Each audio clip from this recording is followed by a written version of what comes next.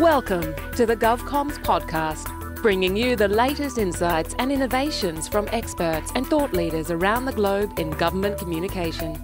Now, here is your host, David Pembroke.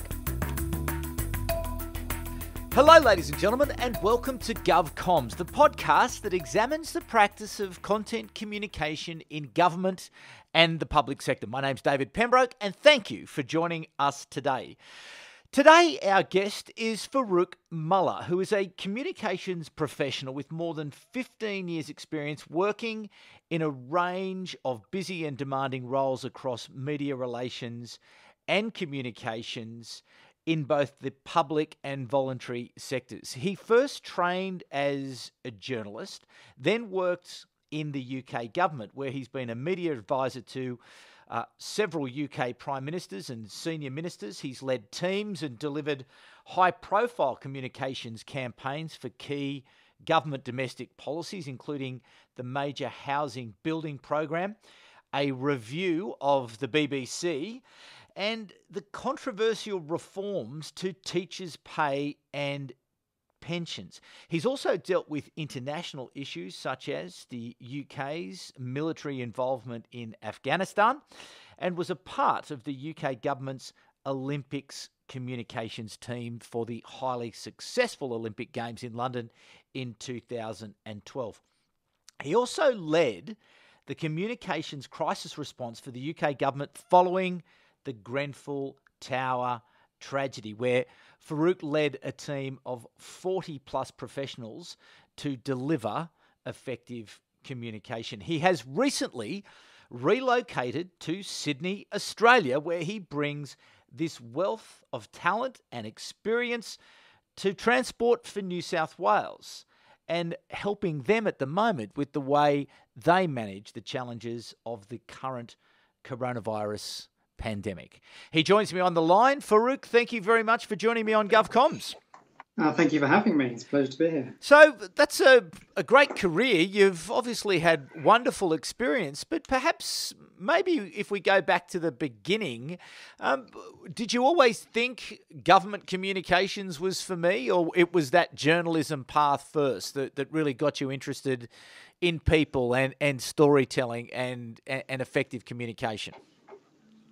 So I think it is the kind of where I kind of started out, and I think from a young age, I was the kid that was more happy with a kind of pen and paper, and I'd kind of be writing stories both kind of creatively, but then what was going on in my local community, from kind of doing things like the local community newsletter and all that kind of things. So I kind of always had that passion for journalism and storytelling, and then kind of, as I said, I kind of trained as a journalist and went to university and read journalism, and then kind of the focus was to go into journalism, but then my eye was kind of caught with a job in a charity. First of all, I kind of started working in a small charity, and it was kind of the people stuff is really important to me, and telling the story of how people's lives are impacted by anything. And so I was working for a small cancer charity and helping them with their kind of communications and telling their story to help with the fundraising, but then also get the message out there in terms of how this particular cancer was having an effect on people's lives.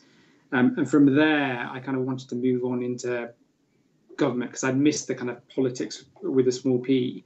And so then I kind of joined government to tell that story and to tell how government is helping people and changing lives. And so I joined the Department of Environment back in the UK. And I kind of, as I came in, I'd kind of was thrown into the situation because back in the UK we had the floods of 2007, where thousands of homes were flooded over a kind of sustained period of a couple of months. And so kind of really thrown into crisis comms there. And that's where I kind of really developed my skill. And it was really interesting because it was kind of, again, telling the story of how people's lives have been impacted by this natural disaster and how the organisation, how government, etc., was helping to kind of deal with the situation both immediately and into the future. And I think that's the kind of key thing for me as a communicator is that with everything that I work on is how is it impacting on that person in the street and how is it changing their lives for the better. So interesting that crisis communications, and often in government communications, it is a big part of that role because of the reactive nature and the role that government plays. And clearly you've been involved in a number of big crisis response. You mentioned the floods of 2007, but clearly Grenfell Tower was another major crisis. And certainly around, the review and reforms of the BBC, and also the teachers' pay and pension. So just in terms of crisis comms and being ready for that, and for the audience, because essentially what this podcast is about is trying to give people some insight and some ideas about how they might deal and learn from other people's experience. So what is the shorthand guide to Farouk's effective management of crises? What do you have to get right? A bit of it is that British thing of kind of keep calm and carry on, and I think that's really important in a crisis. Is that the kind of the natural tendency and the natural human behaviour is kind of like, oh my God, we need to do something, and that kind of that panic. And so the first thing is actually just stop, deep breath. What you will hopefully have done, and working in government departments and organisations that I've helped look at that kind of crisis comms, is making sure that they're planning for a crisis, and that they don't leave it till a crisis kind of happens. So they're prepared and they've got all the kind of material, they know what their kind of plan would be if a crisis of some sort would hit their organisation. But then when you're thrown into that crisis, it's just kind of stop for a second and take that kind of critical time just to stop and make an assessment of what needs to happen in a calm and kind of rational way. And then start working to identify what needs to happen. So it's starting off then firstly identifying in terms of your comms team. So using the example of Grenfell Tower fire, London, the city, the UK had dealt with crises of all types of nature. No one kind of had prepared for a crisis of this nature. And so very quickly, kind of teams, etc., were stood up. And so my role was to kind of come in and set up the kind of comms function, working with other colleagues. And so identifying immediately what the comms team are, what do you need? So making sure that you've got a good kind of media relations team, both in terms of dealing with the reactive calls that are coming in from media, but then also a separate team that is able to focus on kind of the proactive, positive stories that we want to push out. Looking at stakeholders, so doing that kind of quick and easy stakeholder mapping of who your key stakeholders are, who are your influencers, who do you need to keep on board, and kind of doing that. But then obviously the media will come knocking on the door pretty much straight away. And so making sure that you work through kind of holding statements, briefing documents, etc. And the kind of key thing around the media is having that speed, but yes, so getting out there quickly and on the front foot, but then making sure that you've got tangible action that you can demonstrate. And then also if the situation requires it, is the apology, saying sorry. So, often where organisations have kind of gone wrong is they don't acknowledge, they don't say sorry, and because something has gone wrong, and that is really key and important. And then once you've kind of got through that first kind of 24 hours, is then kind of taking that breath again to anticipate where is this going to go next? What are the potential scenarios? So with the Grenfell Tower fire, for example, it was looking at, okay, we've the aftermath with the first 24, 48 hours kind of was dealing with, the situation and, working with all the various agencies to establish the information very quickly. But then the next stage was, okay, we've got how many hundreds of people displaced, families displaced that need a new home, etc., and working through the scenario planning for that and supporting the wider effort with the communications to go with that. One of the key things that I think in a crisis is always kind of left sometimes behind that is really important is evaluation. And I know your previous guest, Stacey Barr, talked about evaluation, echoing everything that she kind of said, is that evaluation has to be all the way through. It has to be, you have to think about it from the beginning and be constantly doing it and looking at metrics, looking at data coming in to make sure that the communications that you're doing is having the right effect, reaching the right people, and more importantly is actually making sure that you learn from it. Because I've seen all too often where organisations do the good work of the evaluation, they learn all this fantastic stuff, but then it sits in a cupboard or in a PowerPoint presentation locked away and never actually makes any meaningful difference. And I think that's really important. And so that's one of the things with the Grenfell Tower fire that we did, for example, was that we were pushing out all this messaging to the communities that were affected, saying what support, help, etc. was available to them. But we very quickly learned that actually they didn't trust us because the trust in government had gone. And so very quickly what we were able to do is then actually switch, say, okay, right, who are they trusting? Who are they listening to? and using those organisations to convey that public information messaging that we needed to get to them. So we used stakeholder parties like the Red Cross, who'd come in and support it to help to kind of give them the messaging to say, right, can you tell them this important messaging that needs to go on? And that came out of evaluation, and that was because we very early on embedded a couple of people in kind of leading the evaluation across all the communications channels. And as a part of our routine every day, we were kind of challenging ourselves to say, right, what does the evaluation show us? What are we learning from it? How can we make this better? And I think that is really important. And also in that kind of crisis comm situation, especially with things like where I've worked on Grenfell, but then also flooding, is make sure that you look after your people in your kind of immediate team, because you will, with Grenfell and with flooding, we were working kind of shift patterns, etc., and making sure that those are adequately kind of set up and resourced so that you've got enough cover, but also that your people are getting rest and you yourself are getting rest in that downtime, and looking after each other. So this kind of mental health and well-being is really important as well, because at the end of the day, these are your team are the people that are helping you deliver the communications, and if they're not on their A game, then that isn't going to help anyone. Well, that is a very comprehensive answer, and there's almost a podcast in that answer. Yeah. I'm just going to sort of unpick some of these things and go back. So just to the notion of that, you talk about the crisis plan that perhaps is there or might not be there, but there's every chance that it's in the same cupboard as the evaluation from previous projects that have been on. So how is your experience that people do plan for a crisis, or that it's just not high enough up on the risk register that they sort of keep it current and prominent? And indeed, obviously, your advice would be, if you don't have a current up-to-date crisis plan as part of your risk mitigation strategy, well, get one. Yeah, and I think organisations have improved over time. So kind of government has, UK government, etc. When I first joined, they were kind of, it was there and it was kind of very rarely looked at until something happened. Whereas it's kind of come on now, whereby it's part of the organisation's kind of culture. It's built into kind of business continuity plans, and when they're testing the kind of crisis communications plans. There's kind of, in the UK, there are major cross-agency and cross-government departments and organisations kind of regular testing of certain kind of crises that can happen. So flooding, for example, from the summer 2007 flooding, there was a kind of independent report and inquiry that was led into how governments and agencies handle that. And from that, there were some very clear learnings for communications, which then triggered that further focus on actually testing it. So now, on a regular basis in the UK, the crisis comms around a flooding event is regularly tested and put through its paces. And kind of it's put through its paces to kind of reflect the changing situation in terms of how the country has changed, but then also in terms of how media has changed. So back in 2007, social media, etc., was it was there, but it wasn't a major element. Whereas now, the kind of crisis comms plan for flooding, for example, has kind of shifted on to make sure that it reflects the way that people consume news and get their information. And so it's really important that it's done.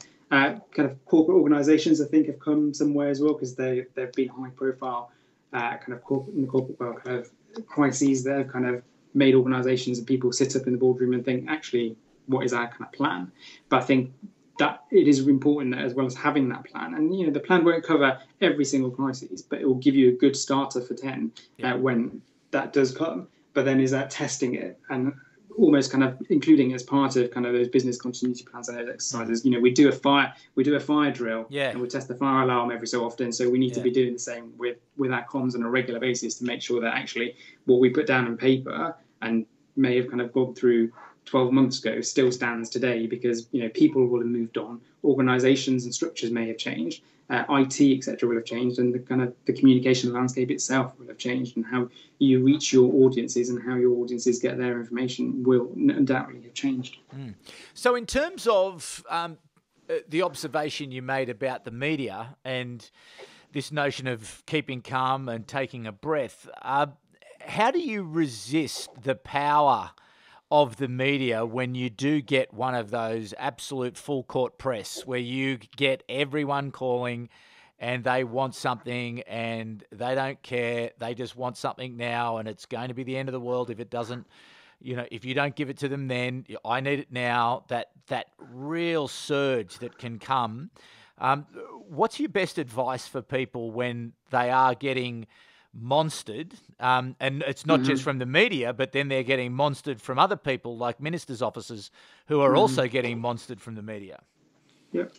I think as soon as a kind of crisis is establishing the facts as soon as possible and making sure that you stick to the facts.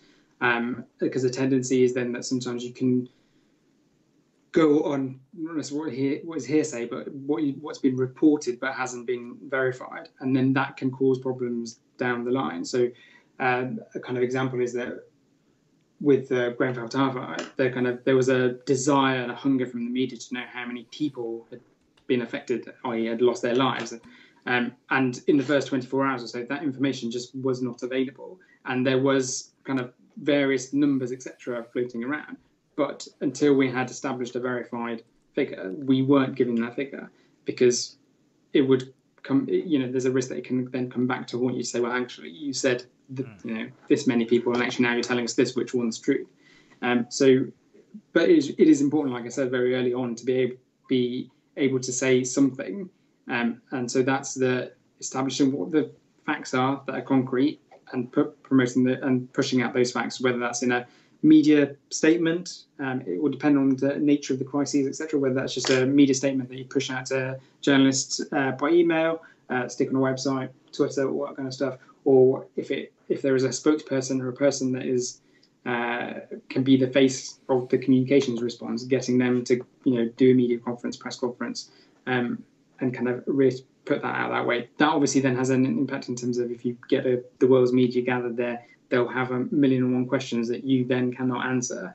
So be clear with them. It's worked in instances. So, for example, one of the examples I refer to when I talk about GovComms is so theme park Alton Towers in the UK had a ride that malfunctioned. That basically several people were injured. Some had kind of life-changing injuries. And within the first few hours of that happening, I think it was the CEO of Alton Towers was out there, and he faced the media and gave a short, sharp statement to give the facts. In that case, he said that something has gone very wrong, which he was empathetic for. So in those situations, is making sure that if people have been impacted, you have that empathy, because that is important. And then he just gave that short, sharp statement, which dealt with it. The media had 101 questions to follow afterwards, but the kind of terms of how it was set up was that at this stage, there's a short statement, and that's all we'll give, and then we'll give further updates. And then just following through with that is that media will get frustrated. Media understand, yes, they want to get the story and report the news, but equally they can understand that you might not have all the information immediately.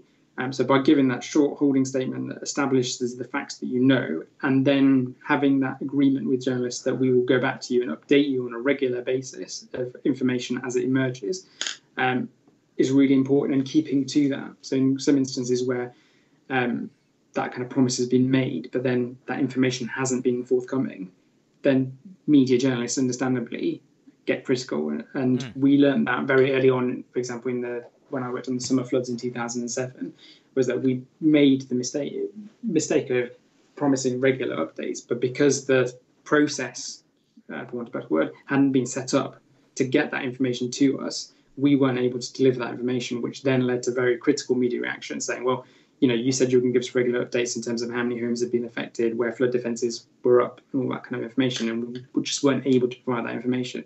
That then led, understandably, to critical media coverage. Whereas fast forward to Grenfell, we had kind of set up a regular kind of information sharing protocol with the journalists, but also making sure that they understood the process, because we obviously, in that situation, we were dealing with life or death matters and people who had lost loved ones. And so our responsibility, first and foremost, was actually informing those that had been directly affected first before the media, because we didn't want the media to be reporting stuff and then loved ones reading it on the Guardian website or on Twitter from a journalist. We wanted to tell them first. So we'd established that kind of protocol, and media were understanding of that largely.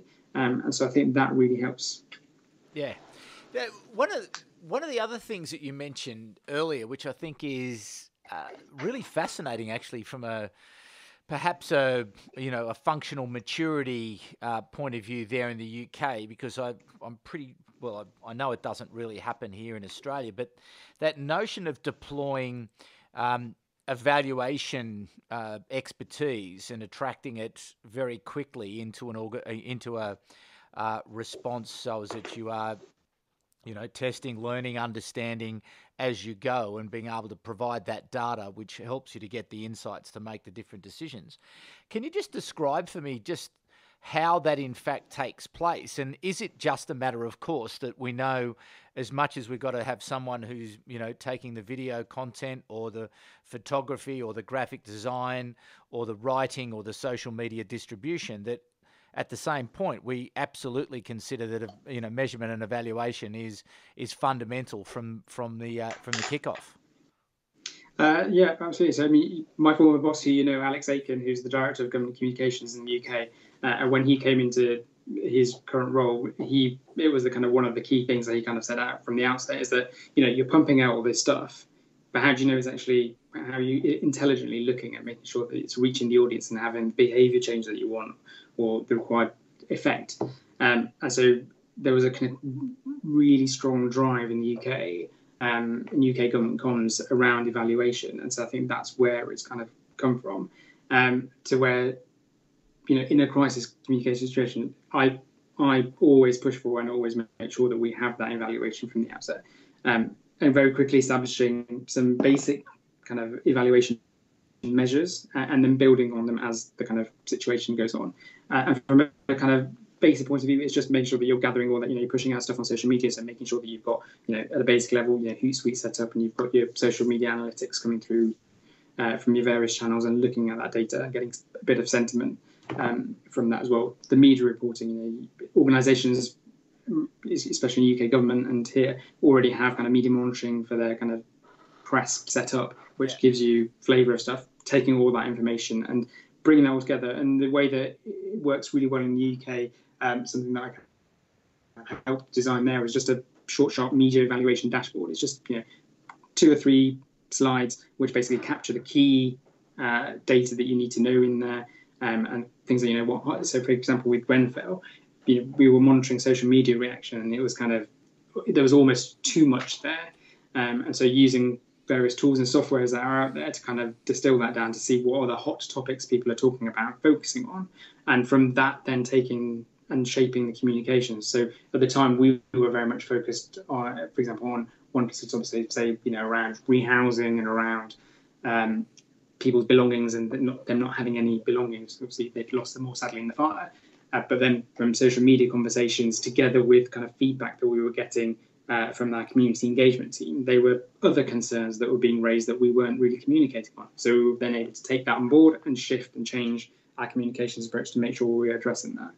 Similarly, kind of here, whilst I've been here at Transport for New South Wales, we're using that kind of approach here in terms of with our staff, our employees, and listening to their kind of feedback. So taking things like information from the call centre, for example, of the topics that are coming in and what they're asking questions about, to making sure that we've got that information and pushing that content to them.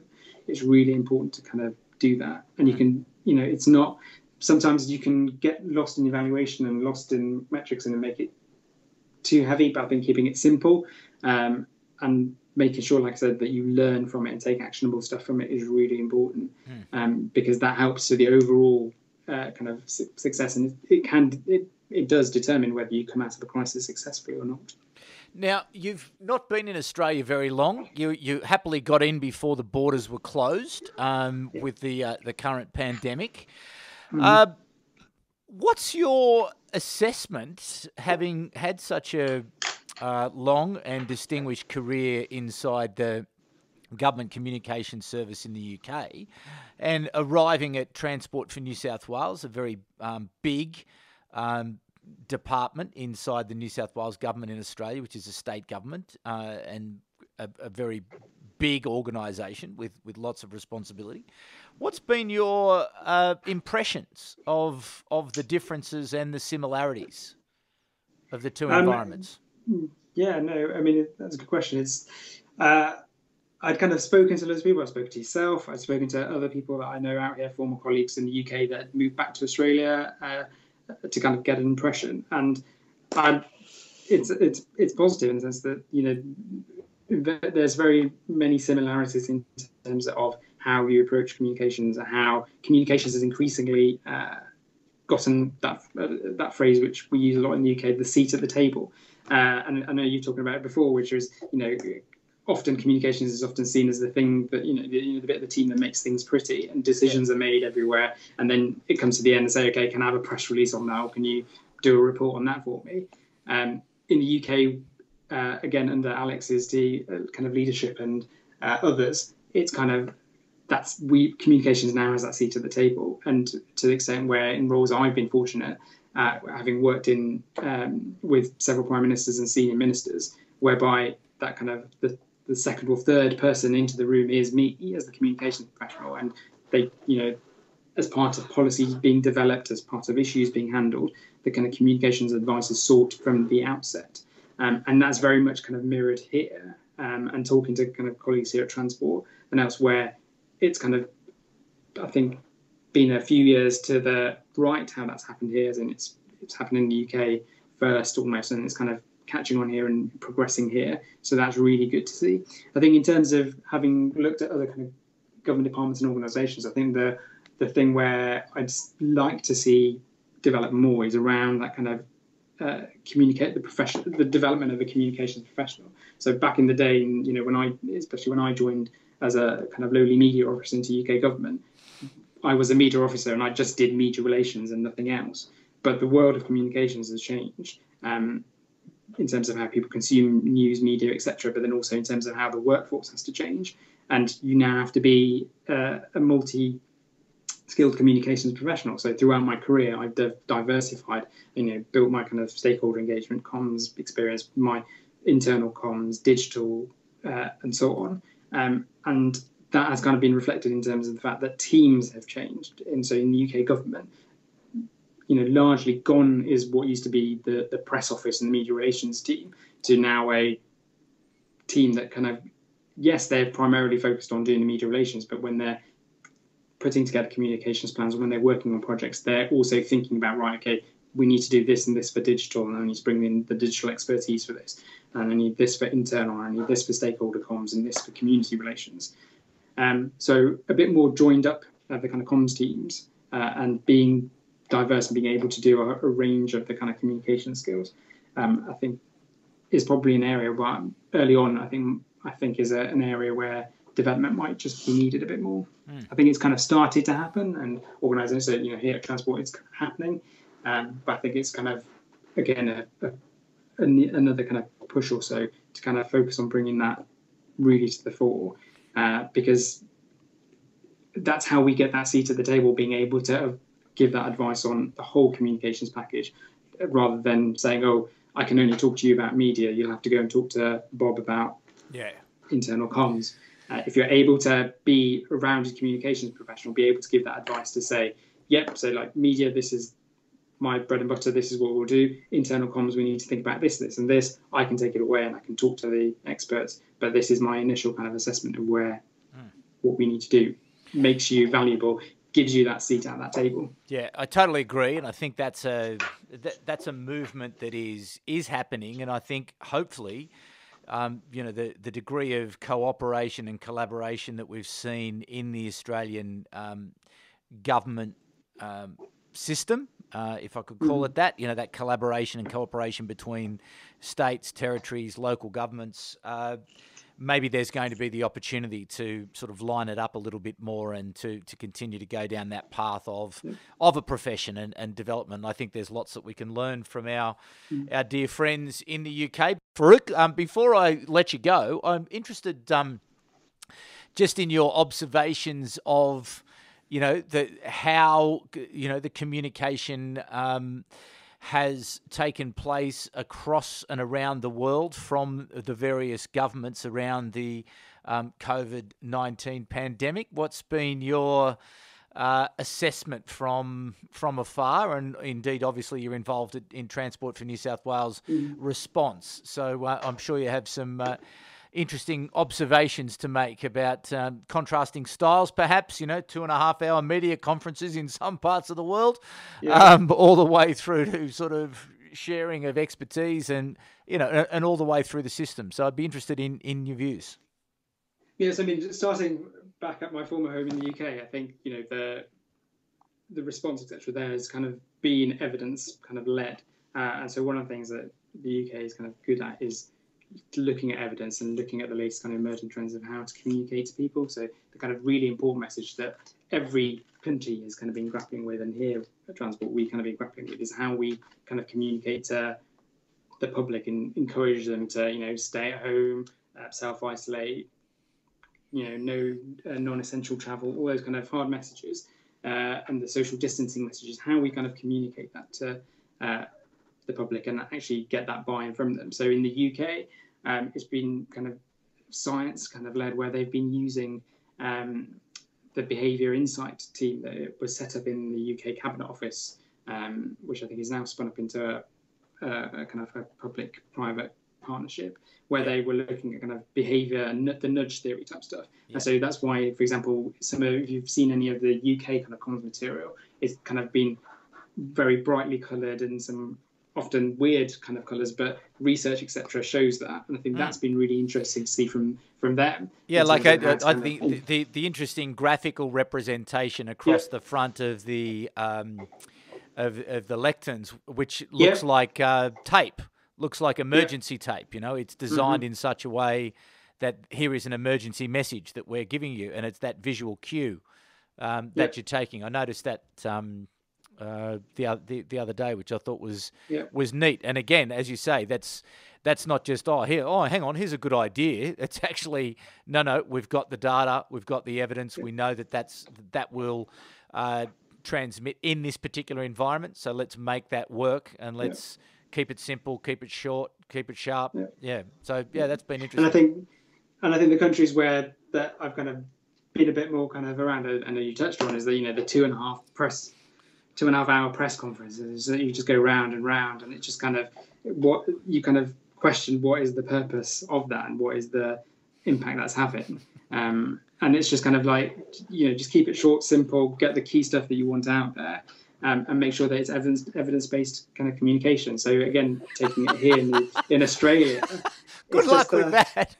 I think there might be a job for you in Washington, Farouk. Yeah, well, I wanted to avoid talking about the US and the US response, but I'm sure you're good, but I'm not sure you're that good. Yeah, I'm not that good. No, but I think that is the thing. Is it's the classic thing of as a kind of media professional, etc. And like, having been a journalist, I see it. As a journalist, it's great because you with a 2.5 hour press conference, you're definitely going to get some story out there, especially if you keep asking questions. You give someone, enough rope to hang themselves type thing, and come up with stuff. Whereas my advice as a media professional on the other side is that, like, you need to make your statements, answer a couple of questions, and get out there. Whereas the US obviously take a slightly different approach there.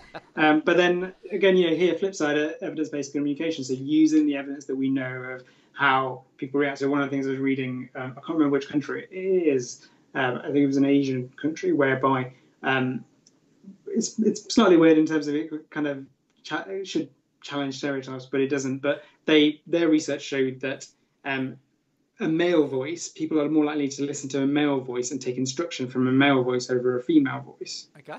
And so when they were doing their kind of public transport announcements or public shopping centres, they were using the male voice to give the kind of strong, hard messages, but then using the female voices for the more kind of encouragement voices, for kind of encouragement announcements, and people were more positively reacting to that. So it comes back to that point, and it's kind of an Alex Aitken, like who I mentioned earlier, who's the director of government communications in the UK, his kind of thing, which is evidence-based communications, and that's what it always comes back to. And that evidence can only happen, again, to drone on, is if you're doing that evaluation, if you're gathering that metrics from the outset, because that's how you make sure that your communications, the effort that you're putting, is having the desired impact and effect, and that in turn then helps make sure that if you're near the table but not quite at the table all the time, you get that seat at the table because you've proved what communications can do and how it can impact in a situation and take a crisis and make it, not a success, but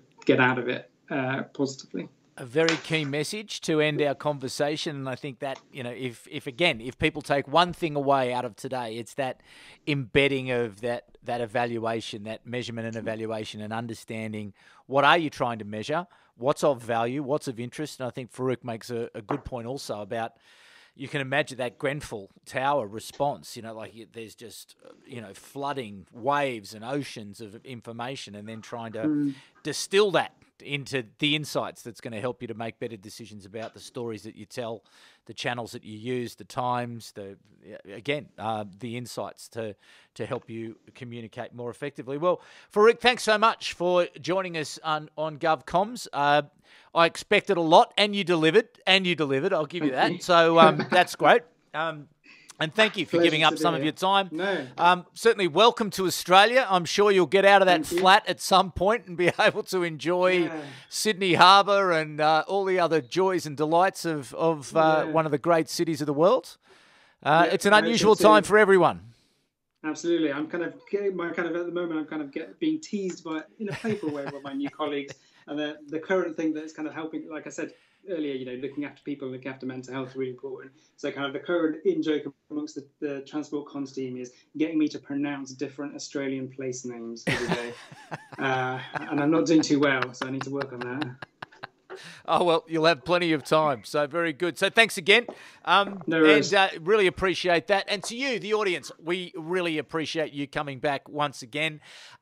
If you have an interest in the Australian Public Service, we have launched a new podcast called Work with Purpose. And essentially what we're doing is speaking to the senior bureaucrats in Australia who are implementing the government's COVID-19 pandemic response. So we're really getting in underneath the bonnet and trying to explain and understand, to meet the people so you actually know who they are and you can understand who they are and what interests them.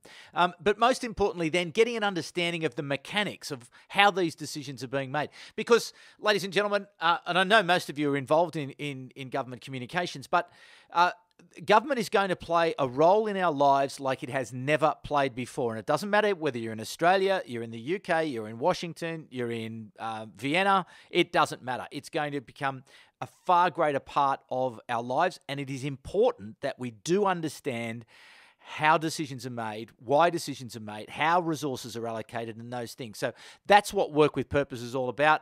We've got 2 episodes down so far. It's going gangbusters. So listen to it on your, whichever, iTunes or Stitcher, SoundCloud, wherever, Spotify, wherever you get your podcasts. So please have a listen to that.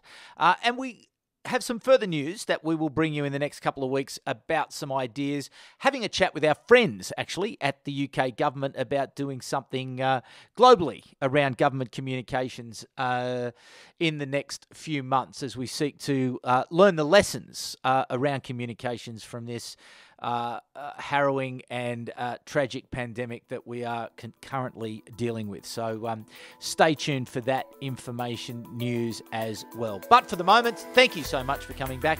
We'll be back at the same time in 2 weeks. But for the moment, it's bye for now. You've been listening to the GovComms podcast. If you enjoyed this episode, be sure to rate and subscribe to stay up to date with our latest episodes.